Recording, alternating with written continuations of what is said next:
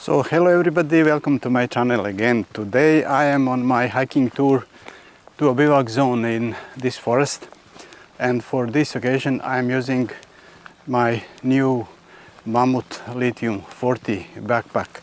I'm doing this on purpose because I want to test this backpack and to see how comfortably I can carry everything for overnight sleeping, because I have a tent and everything else to stay overnight in the bivouac zone not far from here. And the other reason is I plan to use this backpack in the mountains next summer. So in 2 months I shall be in the Dolomites, and I plan to use it the same way, and also to some different tours. For example, when I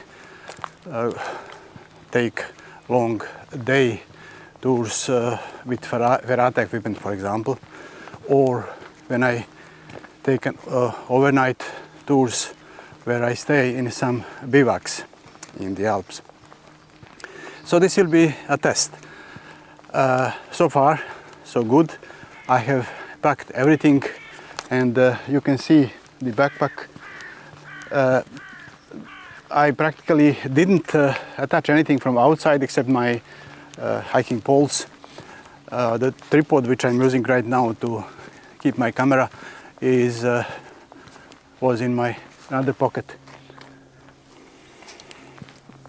I have been walking for around 2-3 kilometers already, and I feel comfortable with this backpack.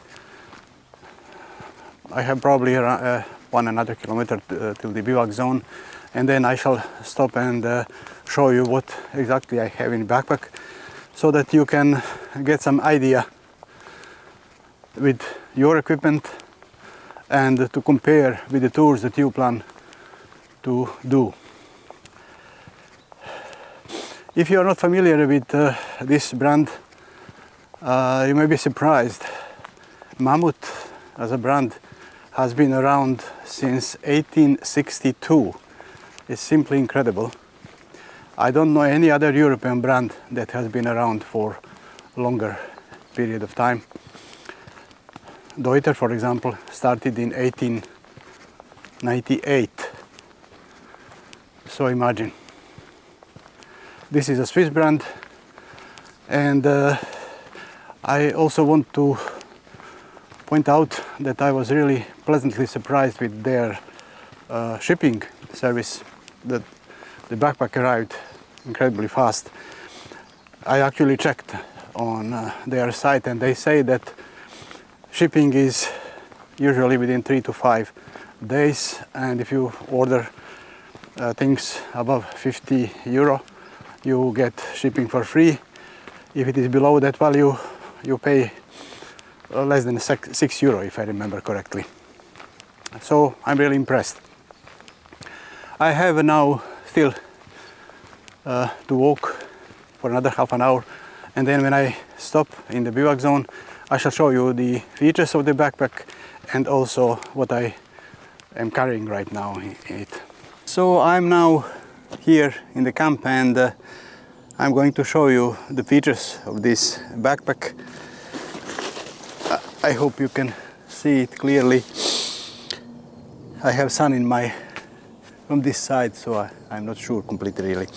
I shall start from the harness and from suspension, because this is the most important part of any backpack. So to tell you that this is a backpack designed to stay close to the body, so you have a proper back panel with padding. And there are ventilation channels. You see, when I press here, you can get some idea. So these are ventilation channels that go in this direction and this direction, and this is all covered with a very nice mesh. The harness that you see here is adjustable, so you can adjust to your torso length. There is a Velcro here behind the harness, so you just break the connection and then slide the harness up or down. There are letters here M, L and XL just to guide you so that you get some idea where to position your backpack, but you can of course fine-tune at any length within the given range. This all is supported with an internal frame. I couldn't find information, but I think this is steel. When I remove all stuff from the backpack, I shall try to show you if I don't remember. The shoulder harness is really nicely anatomically contoured, and you see it has ladder type sternum strap with four actually different positions. So when I position it in these two places, then I have 3 more loops where I can attach some stuff. So I actually like this design because it adds to the functionality of the backpack. The padding on the shoulder harness is practically the same as the padding on the hip belt, and it's a bit hard. And the same holds for the padding on the back panel. I can really feel it because I have several backpacks of this type and I can see the difference. The more weight you have, of course, the better it feels. The hip belt is nicely padded. I hope you can see it properly. So you have lumbar padding and the hip belt goes behind it. And I shall say a few words about this later. It's actually a technical hip belt. The front straps are pull forward, so it's easy to tighten it. I like this because it's easier when you pull forward than when you have to tighten the hip belt by pulling to the sides. So there is really nothing to object here except one detail.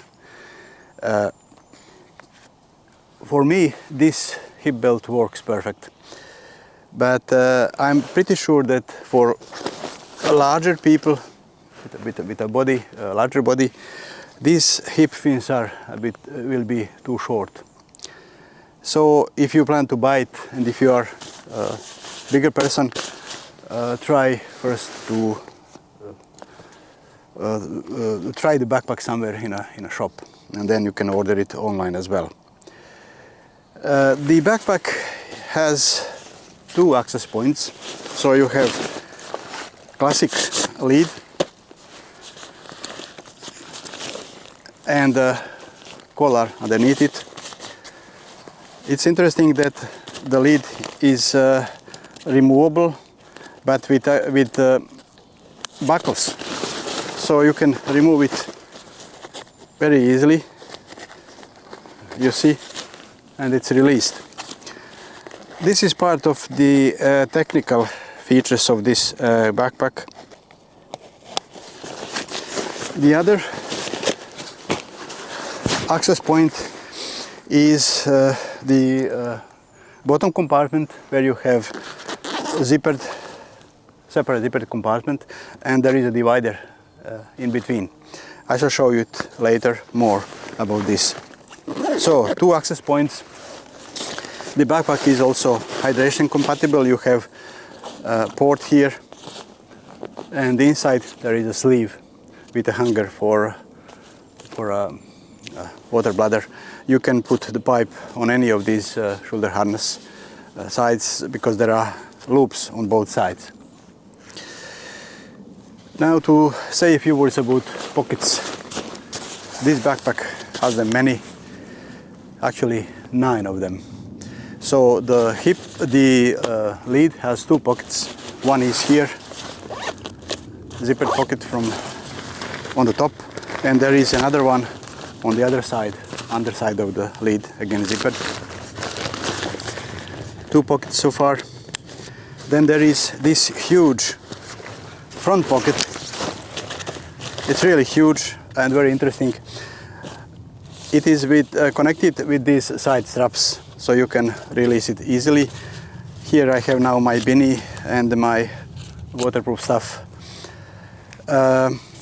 One interesting detail here is that this front panel on the front pocket is actually very thick. It is padded. I don't know why they introduced this, but it looks cool. So you see, perhaps you can see, it's very thick. There are two layers of fabric, and there is also something inside. And on the sides, it is with stretch areas, so you can really put a lot of stuff here, and then you can secure it with these side straps. Then on the sides you have two standard stretch mesh pockets. You see the bottle is 1.5 liters, so it's large enough. The same on the other side. And on the bottom there is yet another pocket with a zipper where you have rain cover. So this is a bonus that you have with this backpack. Rain cover is interesting orange color. It's removable, of course, so you can use this pocket for whatever you want. Again, something unique and interesting is on the hip belt, and I will show you. So on the hip belt you have on the right side you have simple stretch mesh pocket, very long. I'm not particularly impressed with it because when you put something here you can lose it easily. But there is a reason for this. On the other side you have something interesting, a zippered pocket with stretch fabric, and when you open it there is something inside. I hope you can see it. You see there is a pass-through area here, so actually this is an expandable pocket. Here you can put your mobile phone and it drops down and it is close to your hand, and you still have this pocket. You see how it looks. Now to say a few words about the reason for this simple mesh pocket on the right side. The point is that the hip belt is actually removable, and this is why they decided to add this low profile pocket. There is a Velcro connection here behind the lumbar area, so you just break it and then you can pull the hip belt out. If you would have another large bulky zippered pocket here on this side, it would be difficult to remove it. Now, why would you do this? Well, this is useful to have if you go on ferrata tours or if you do real alpine climbing, when you have your harness with its own hip belt. So when you have two hip belts, it may be complicated to work. So in such situations you remove the hip belt of the backpack and then use normally your as you have to your hip belt on your harness. Now about compression straps and attachment options. So on two sides you have dual upper and lower compression straps. Both are with clips, and this is an interesting detail. I will show you why. You see, you can unclip the lower side strap, and then you can reconnect it on the front. So you can here attach some bigger item, preferably light, because you would be out of balance. And then for this you can use these two loops that you have here to attach things, or even the loops that you have here on the top. Another thing is that on the bottom you have two loops to attach trekking poles or ice axe, and they are paired with these elastic loops on the sides of the backpack. You have the same here. And finally, on the bottom you have two useful bottom straps. So here you can attach, for example, tripod or even a smaller tent.